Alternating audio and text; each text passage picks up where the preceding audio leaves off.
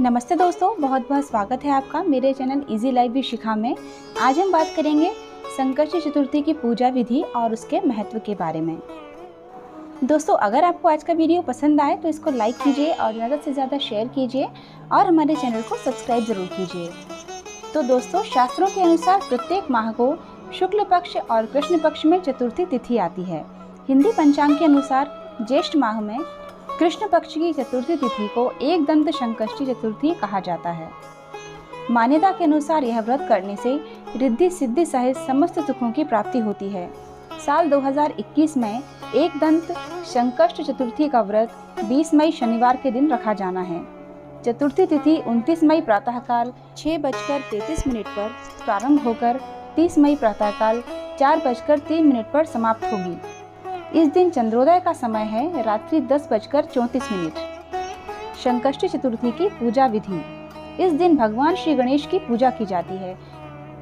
इस दिन स्नान आदि करके स्वच्छ वस्त्र धारण करके भगवान गणेश का यह व्रत करने का मन ही मन संकल्प करें। अब शाम के समय पूजा स्थल को स्वच्छ करके साफ आसन या चौकी पर भगवान श्री गणेश को विराजमान करके धूप दीप से उनकी पूजा अर्चना करें। इस दिन चहुमुखी घी का दीपक जलाएं। सिंदूर, अक्षत, रोली, फूलों की माला से सुशोभित करें। लाल पुष्प भगवान को अति प्रिय है, लाल पुष्प अवश्य चढ़ाएं। फिर 21 दूर्वा अर्पित करें और लड्डू व मोदकों का भोग लगाएं। दूर्वा अर्पित करते समय ओम गंगणपते नमः का जाप करें और व्रत की कथा पढ़ें या सुनें। चंद्रोदय के बाद चंद्रमा को अर्घ्य देकर उनकी पूजा करके व्रत खोलें।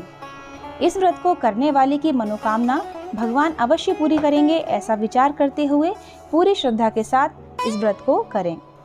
ज्येष्ठ कृष्ण गणेश चतुर्थी व्रत कथा।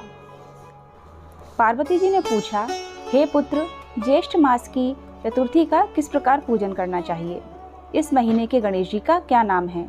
भोजन के रूप में कौन सा प्रसाद ग्रहण करना चाहिए? इसकी विधि का आप संक्षेप में वर्णन कीजिए। गणेश जी ने कहा, हे माता, ज्येष्ठ कृष्ण चतुर्थी सौभाग्य एवं पति प्रदायिनी है।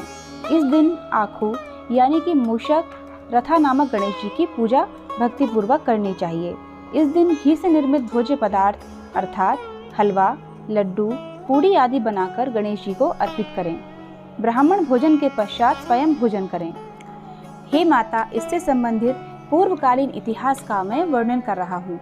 पूजन और व्रत की विधि जो पुराण में वर्णित है उसे सुनिए। सतयुग में 100 यज्ञ करने वाले पृथु नामक राजा हुए। उनके राजांतर्गत दयादेव नामक एक ब्राह्मण रहते थे। वेदों में निष्णात उनके 4 पुत्र थे। पिता ने अपने पुत्रों का विवाह ग्रह सूत्र के वैदिक विधान से कर दिया। उन चारों बहुओं में बड़ी बहू अपनी सास से कहने लगी, हे सासू जी, मैं बचपन से ही संकट नाशक गणेश चतुर्थी का व्रत करती आई हूँ। मैंने पितृगृह में भी इस शुभदायक व्रत को किया है, अतः हे कल्याणी, आप मुझे यहाँ व्रतानुष्ठान करने यानी कि व्रत रहने की अनुमति प्रदान करें। पुत्र वधू की बात सुनकर उसके ससुर ने कहा, हे बहू, तुम सभी बहुओं में श्रेष्ठ हो और बड़ी हो। तुम्हें किसी प्रकार का कष्ट नहीं है और ना तो तुम भिक्षुणी हो। ऐसी स्थिति में तुम किस लिए व्रत करना चाहती हो? हे सौभाग्यवती, अभी तुम्हारा समय उपभोग करने का है। ये गणेश जी कौन है जिनका तुम व्रत करना चाहती हो? फिर तुम्हें करना ही क्या है? कुछ समय के पश्चात बड़ी बहू गर्भिणी हो गई। 10 माह के बाद उसने सुंदर बालक का प्रसव किया। उसकी सास बराबर बहू को व्रत करने का निषेध करने लगी और व्रत छोड़ने के लिए बहू को बाध्य करने लगी। व्रत भंग होने के फलस्वरूप गणेश जी कुछ दिनों में कुपित हो गए और विवाह काल में वर वधू के सुमंगली के समय उसके पुत्र का अपहरण कर लिया। इस अनहोनी घटना से मंडप में खलबली मच गई। सब लोग व्याकुल होकर कहने लगे, लड़का कहाँ गया? किसने अपहरण कर लिया? बारातियों द्वारा ऐसा समाचार पाकर उसकी माता अपने ससुर दयादेव से रो रो कर कहने लगी, हे ससुर जी, आपने मेरे गणेश चतुर्थी व्रत को छुड़वा दिया है, जिसके परिणाम स्वरूप ही मेरा पुत्र विलुप्त हो गया है। पुत्र वधू के मुख से ऐसी बात सुनकर ब्राह्मण दयादेव बहुत दुखी हुए। साथ ही नई पुत्र वधू भी दुखित हुई। पति के लिए दुखित पुत्र वधू प्रतिमास संकट नाशक गणेश चतुर्थी का व्रत करने लगी। एक समय की बात है, एक वेदज्ञ और दुर्बल ब्राह्मण भिक्षाटन के लिए इस मधुर भाषुड़ी के घर आया। ब्राह्मण ने कहा, हे बेटी, मुझे भिक्षा स्वरूप इतना भोजन दो कि मेरी श्रद्धा शांत हो जाए। उस ब्राह्मण की बात सुनकर उस धर्मपरायण कन्या ने उस ब्राह्मण का विधिवत पूजन किया।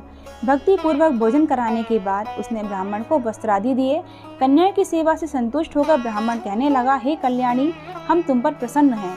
तुम अपनी इच्छा के अनुकूल मुझसे वरदान प्राप्त कर लो। मैं ब्राह्मण वेशधारी गणेश हूँ और तुम्हारी प्रीति के कारण आया हूँ। ब्राह्मण की बात सुनकर कन्या हाथ जोड़कर निवेदन करने लगी, हे विघ्नेश्वर, यदि आप प्रसन्न हैं तो मुझे मेरे पति के दर्शन करा दीजिए। कन्या की बात सुनकर गणेश जी ने उससे कहा, हे सुंदर विचार वाली, जो तुम चाहती हो वही होगा। तुम्हारा पति शीघ्र ही आएगा। कन्या को इस प्रकार का वरदान देकर गणेश जी अंतर्निहित हो गए। उसी समय की बात है, सोम शर्मा नामक ब्राह्मण एक वन में से उस द्विज बालक को नगर में ले आए।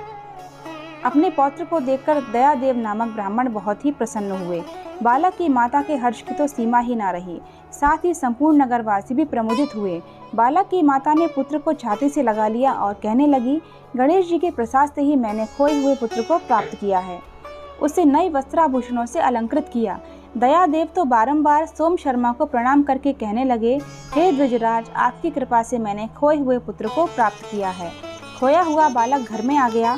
सोम शर्मा को सुस्वादु भोजन कराकर धोती दुपट्टा से विभूषित करके गोदान दिया। फिर से मंडप का निर्माण करके विधि पूर्वक वैवाहिक कार्य संपन्न किया। इससे सभी पुरवासी प्रसन्न हुए। वह भाग्यशालिनी कन्या अपने पति को पाकर धन्य हो उठी। ज्येष्ठ मास के कृष्ण पक्ष की चतुर्थी मनुष्यों के मनोरथ को पूर्ण करती है।